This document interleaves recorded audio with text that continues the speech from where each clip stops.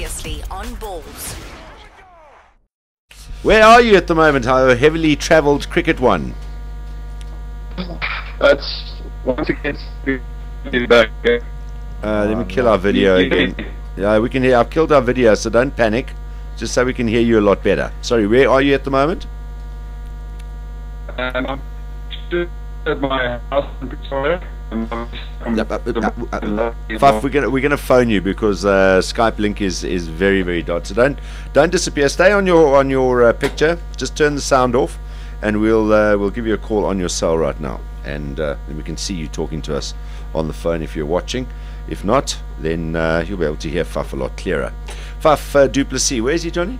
Darren, I think he's in Pretoria somewhere. Yeah, he says he's home. They've had an awesome tour. Wow. I kind of gathered that he was back home in Pretoria, but this guy is travelling. Yeah.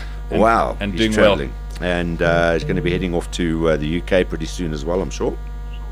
Yeah, I'm here. There we go. That's better. Just turn the sound down on your TV so we don't get the feedback from the Skype as well.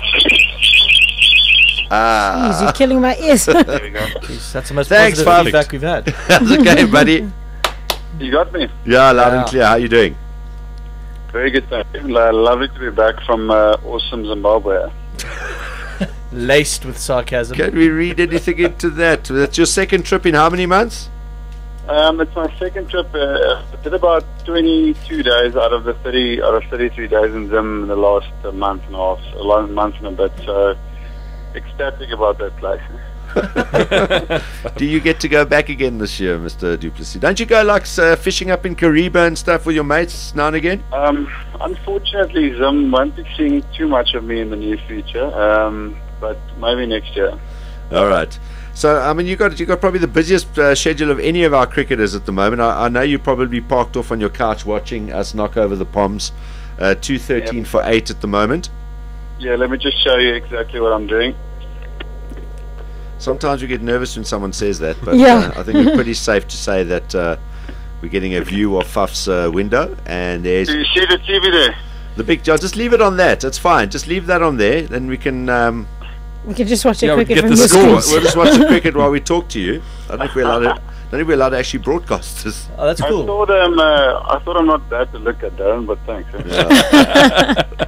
So how the boys, eh? I mean, that is unbelievable. I know a couple of Yeah. people are getting on their backs after the first day going, yeah, so a warm-up in Zim, a warm-up against Zim in Bangladesh, and a few days in Switzerland. They weren't very complimentary about it, but patience has been the order of the day with this side.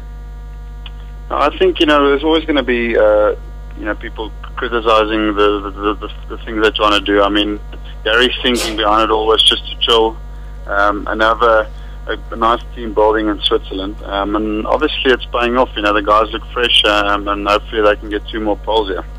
I'm sure there's no doubt they'll get 2 more poles. Hopefully be the innings defeat as well. Still need another 39.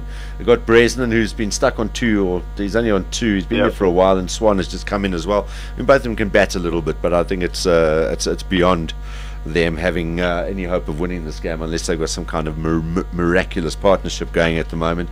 And how massive is it to go 1-0 up in the series at the Oval? It's a place we've never won a test there, I don't think. Look, it's especially in England. It's a hard place to tour. And to go 1-0 up against the Poms, I mean, that's a fantastic start. Going into Lords and Headingley. Lords is pretty flat. The last couple of games there's been draw matches there. And then obviously Headingley there's a bit up. There's a little bit overcast conditions where the ball can swing a bit and stuff like that. So this is a massive win for us if you can pull it through, which we should. And then you're looking at a series win, which will be unbelievable if you can. What do you think of the thinking about going in with a track? It looks pretty flat. I mean, we've seen the Oval. I mean, Devon Malcolm, I think, is the best memory of the Oval. Not a great memory because he knocked over 9 of us, I think, in that one innings. He hit a few people on the head as well. England kind of backing off, saying, right, maybe their pace attack is a bit better than ours, so let's rather put a flat track on. Yeah, look, I think the English, they would have thought that they definitely had the best seam attack in the world.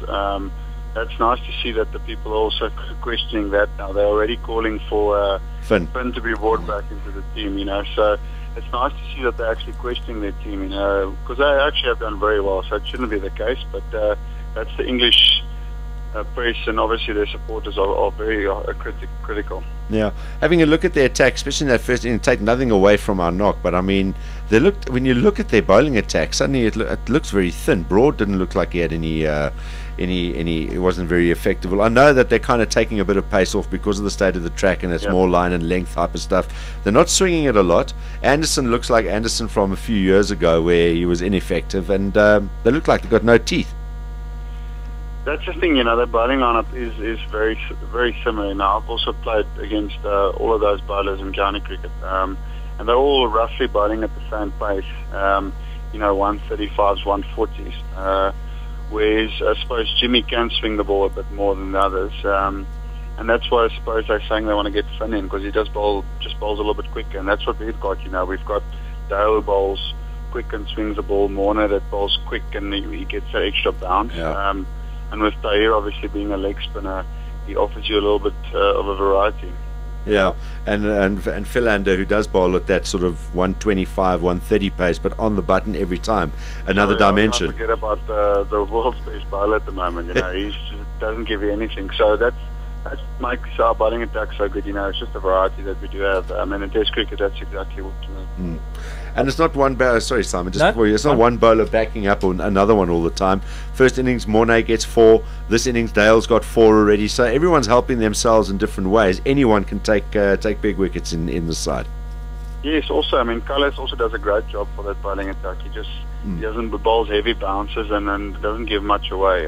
So it's almost a perfect Test attack. I think definitely, without a shadow of a doubt, it's the best attack South Africa has ever had in terms of Test cricket. So it's really looking good for going forward. Yeah. Faf, Hashim, obviously we've spoken at length about it. It was a massive knock, but you being a pretty competent batsman yourself, put it in context for us. Yeah, the bearded warrior, that was something special.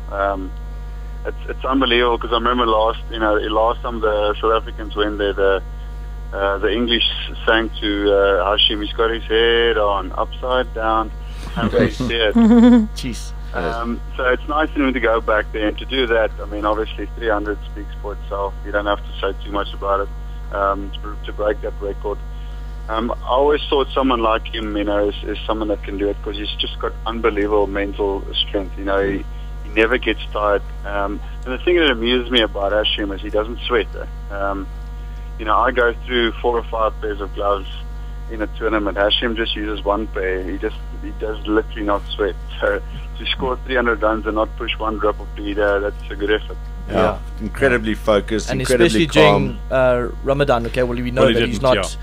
He isn't fasting. Not fasting. Exactly. Yeah. But it's just unbelievable. It's one of the great moments of South African cricket, and all kudos to Hashim, particularly after the barrage of criticism he took in the first series. I think he played here from the likes of Jeff Boycott and guys like that, who were saying, his technique is wrong, but they were basically putting the knockers and the death knell on his career going forward, saying he's never going to amount to anything, and he's rammed that down their throats. Yes, I remember him saying he's not good enough to play Test cricket. Yeah. And I'm pretty sure that he's done more than enough to quite. There's another wicket. Yeah, gone. Hey, 9 down, and that's Nice. Swan. Swan is gone. Dale's got a fifer. Dale Steyn gets a fifer. Swan gone. 218 for 9, 34 to go. Good night, England. But bearing in mind, Faf, that Jeff Boycott also said he could face Imran Tahir now. So Can't take him seriously. Jeff Boycott, he's a very interesting commentator. I remember him when Paul Harris used to play. He used to always have a go at Paul and get quite personal. I remember him saying, how can his own mother love this guy? So he's very personal. So it's actually nice that he can eat his own words now. There we go. You must be pretty cheesed though that you weren't put into the side as as one of the leggies. Yes, my leg is a little bit different. I'm not a massive spinner like him. I'm just I think for me, obviously, I'm trying to, when I take the pace down a bit and start spinning the ball, maybe they'll consider me there. Well, Faf, did you hear Graham Pollock's interview here on this radio station? No, I didn't. What did Go you and have a listen. It's on our website. It's podcastable Yep. there. You can check the YouTube on podcast.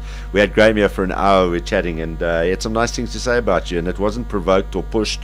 It was literally just Really? off the So in terms of Test cricket as well. So big Wow. endorsement from the legend for Faf du Plessis. Yeah, that's nice. I'll definitely go. Go and have a listen. Coming from him. And Faf, congratulations with your A side winning the series final there in Zimbabwe. Well done. It was a great tournament and a good performance all round. Unbeaten skipper. Yes. Awesome. No, thank you very much, John. Yeah, it was especially those test matches. Obviously for me, it's quite important now to put in good performances Yes. with the red ball as well to keep pushing for a test spot. But we played really well and won the series there 1-0. And then going to Zimbabwe, put some wrongs right. The last time we were there with the Proteas, obviously the Zim played very well, so it was important for the A side to get some retribution. I mean, he did that, so it was nice. Yes, Thank well you very done. much. Well done. Faf, a good friend of mine is the fitness trainer for the Sri Lankan A side, and I said to him that we were speaking to you this afternoon, and he sent me a message saying, "Tell Faf he was brilliant on the field, and we had no answer to his array of strokes." Yes. Wow, sure. The compliments. Eh? Flying, They're flying in, eh? Flying from all over the place. I'll And chat to you guys more often when I'm. but I mean, when do you have the time? Because I mean, you must be, as I said, you must be the busiest cricketer around because you've obviously involved with the senior side. You when are you heading over? You're going over when? Yeah, I've got a lovely 8 to 9 days now to get my body back into 100%, and then we're flying to Ireland with the A side to play Ireland there in 2 test matches, and then one international, and then I'm flying to England to join up with the Proteas for the one day. For the So ODIs. Wow, busy and then times. After that, hopefully the 2020 World Cup, and then after that the Champions League. So it's busy times. There we go. The busiest man in South African cricket, we think, at the moment. He's got his foot in both camps at present. Undefeated captain, as he said. So good job with the A team. No, but I mean, it's just to wrap it up, it can be very easy when you're part of the senior setup to sort of have to go to the A team and kind of take the foot off the pedal there, because you kind of know that you're part of the plans there. But to go into the A team, motivate yourself, get up there and go and put in the kind of performances you would for your senior team. 1 or 2 players might be like, well, I'll just look after myself, just get through it. But clearly that's not as part of your makeup. No, you're right. It is very easy to do that. But I mean, in terms of my own personal goals, the last 2 years, I've really made sure that when I do get the opportunity to, for people to notice your performances, is to really put a nail in the coffin. And every time I get opportunity to bat, I try and do that. And see it as not only to prepare for big tournaments, but like I said, really for the selectors to take notice. So hopefully I can keep doing that. Awesome, Faf. Well, thanks for joining us in your time off. Enjoy putting your feet up. It won't be too long. It's almost another one knocked over there from Vernon. But 2:18 for 9. Bresnan and Anderson batting at the moment, so it's a matter of time before we wrap up the first test by an innings against England. And good luck for the rest of your travels, and hopefully we'll catch up with you when you're over there. Thank you very much, Dan. Yeah, I'm sure if you want to give me a call in Ireland, no worries at all. Thanks very much, definitely will. Thanks a lot, Faf. Cheers, buddy. Okay, guys. Bye. Take care. Bye. Faf du Plessis joining us on the phone and on Skype as well. You can check out. We the best on 3. 1, 2, 3. We the best. 2 p.m. to 6 p.m. Mondays to Fridays live on Ballz.co.za. Ballz.co.za.